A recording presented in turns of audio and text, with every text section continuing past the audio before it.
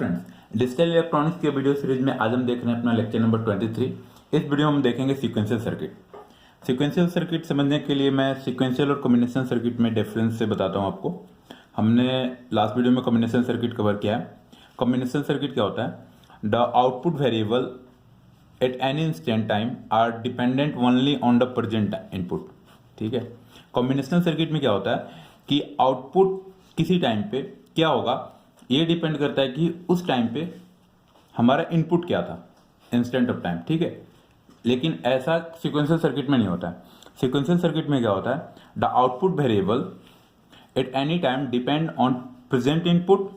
उस टाइम आप क्या इनपुट प्रोवाइड कर रहे हो उस पर डिपेंड करता है, side by side. Also on the present state. Present state उसका उस वक्त स्टेट क्या है या पास्ट हिस्ट्री क्या था सिस्टम का।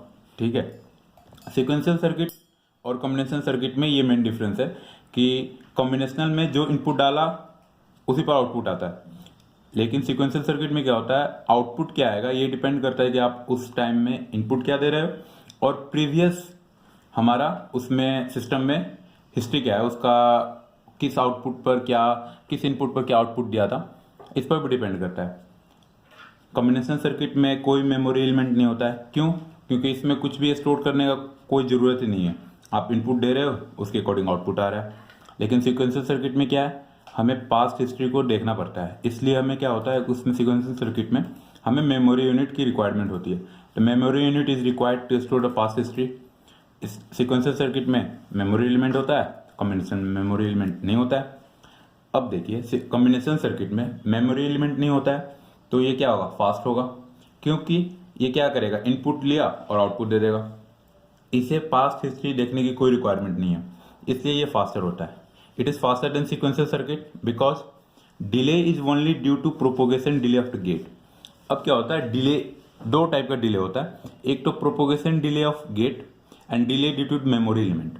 डिले क्या होता है कि आपने इनपुट डाला, प्रोवाइड किया और आउटपुट आया, तो इनपुट और आउटपुट आने के बीच में जो टाइम डिफरेंस होता है उसको हम डिले बोलते हैं। तो कॉम्बिनेशन सर्किट में केवल लॉजिक गेट्स ही होते हैं, तो उसमें जो डिले होता है वो only delay due to logic gets.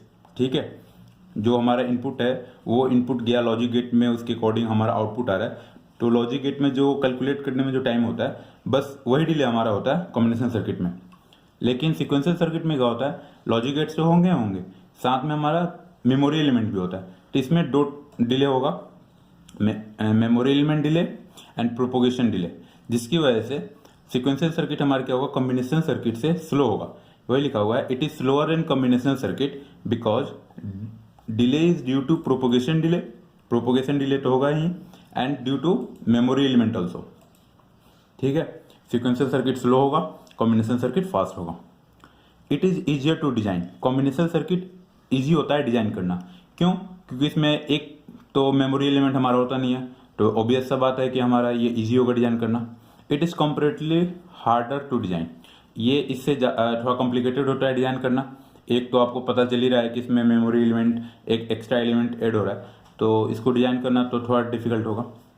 आप कॉम्बिनेशन सर्किट का एग्जाम्पल देख सकते हैं, adder, coder, code converter, multiplexer, demultiplexer, ये सब हमने लास्ट वीडियो में कवर किया हुआ है। उसका डिजाइनिंग आपने देखा था, ज़्यादा कुछ नहीं था, ट्रूथ टेबल बनाया, उसके अकॉर्डिंग के मैप बनाया और लॉजिक डायग्राम बना देते थे। और सीक्वेंशियल सर्किट का एग्जांपल है latches, flip flop, counter, register etcetera. इसमें हमें इसमें जितने स्टेप करते थे इससे ज़्यादा स्टेप इसमें करना होगा, इसलिए इसका डिजाइनिंग थोड़ा सा हार्ड है। अब हम देखते हैं ब्लॉक डायग्राम से कैसे उसमें डिफरेंस है। ब्लॉक डायग्राम में ये है ब्लॉक डायग्राम कॉम्बिनेशन सर्किट का। इसमें हम देख रहे हैं केवल इनपुट है और उसके अकॉर्डिंग आउटपुट। इस सर्किट में क्या होगा, केवल लॉजिक गेट्स होगा। ये ब्लॉक डायग्राम हो गया कॉम्बिनेशन सर्किट का। सीक्वेंशियल सर्किट में क्या होता है कि लॉजिक गेट्स, इनपुट दिया, आउटपुट, लेकिन आउटपुट का एक पॉइंट लेकर हम एक मेमोरी एलिमेंट से कंबाइन करते हैं और फिर इस मेमोरी एलिमेंट का आउटपुट ले आकर हम इसमें प्रोवाइड करते हैं कॉम्बिनेशन सर्किट में। ठीक है, तो आप देख सकते हो कि सीक्वेंशियल सर्किट क्या है। सीक्वेंशियल सर्किट आप बोल सकते हो combination circuit plus memory element. ठीक है, आप ऐसा बोल सकते हो कि sequential circuit combination circuit plus memory element. Combination circuit में अगर आप मेमोरी एलिमेंट मिला देते हो, ऐड कर देते हो, तो हमारा क्या बन जाता है, सीक्वेंशियल सर्किट। ये मैंने एक फ्लो चार्ट बनाया हुआ है जिसमें आप डिजिटल सर्किट को आप क्लासिफाई कर सकते हो। सर्किट को दो पार्ट में डिवाइड किया गया है, combination circuit and sequential circuit. Combination circuit में कोई मेमोरी एलिमेंट नहीं होता है, सीक्वेंशियल सर्किट में क्या है, मेमोरी एलिमेंट होगा। अब सीक्वेंशियल सर्किट को भी दो पार्ट में डिवाइड किया गया, synchronous sequential circuit and asynchronous sequential circuit. अब ये क्या होता है, सिंक्रोनस सीक्वेंशियल सर्किट उस सीक्वेंशियल सर्किट को बोलते हैं जो क्लॉक के हेल्प से कंट्रोल होता है, ठीक है। एंड एसिक्वेंशियल सर्किट उस सीक्वेंशियल सर्किट को बोलते हैं जो क्लॉक से कंट्रोल नहीं होता है, ठीक है। दोनों में मेमोरी एलिमेंट होगा, कॉम्बिनेशन मेमोरी एलिमेंट नहीं होता है। इन दोनों में मेमोरी एलिमेंट होगा क्योंकि ये सीक्वेंशियल सर्किट के टाइप हैं। बस अंतर यहाँ पर आएगा कि इसमें सीक्वेंशियल में क्लॉक होगा और ए सीक्वेंशियल में क्लॉक नहीं होगा। इसको हम और बेहतर तरीके से समझते हैं। अब आइए अब हम देखते हैं type of sequential circuit. Sequential circuit दो टाइप का होता है, synchronous sequential circuit and asynchronous sequential circuit. Sequential circuit which are controlled by clock are called synchronous sequential circuit. दो सीक्वेंशियल वैसा सीक्वेंशियल सर्किट जो क्लॉक की हेल्प से control होता है, ठीक है, उसको बोलते हैं sequential synchronous circuit controlled by clock.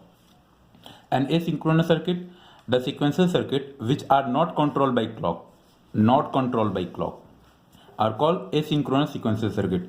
वैसा सिंक्रोनस सीक्वेंशियल सर्किट जिसमें क्लॉक का कोई यूज नहीं होता उसको क्या बोलेंगे, एसिंक्रोनस सीक्वेंशियल सर्किट।